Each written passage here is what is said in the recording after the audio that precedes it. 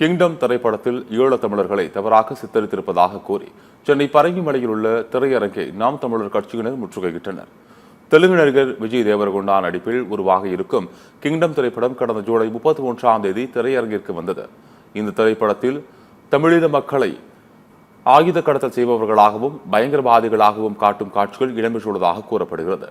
ஈழத் தமிழர்களை தவறாக காண்பிக்கும் இந்த திரைப்படத்தை திரையிடக்கூடாது என வலியுறுத்தி பரங்கிமலையில் உள்ள ஜோதி திரையரங்கு முன்பு நாம் தமிழர் கட்சியினர் போராட்டத்தில் ஈடுபட முயன்றனர்.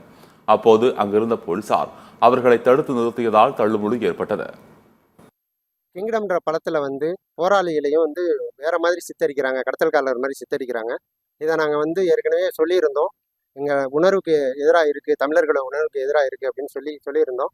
அதனால் தொடர்ச்சியாக அவங்க அந்த திரைப்படத்தை திரையிட முயற்சி செய்கிறாங்க. தொகுதியின் சார்பாக ஆர்ப்பாட்டம் செஞ்சு கண்டனத்தை தெரிவித்து அங்கே நாங்கள் கடிதம் கொடுத்துருக்கோம். காவல்துறைக்கும் இது மூலயமா தெரிவிச்சிருக்கோம், முறையாக சட்ட ரீதியாக நடவடிக்கை எடுக்க சொல்லி.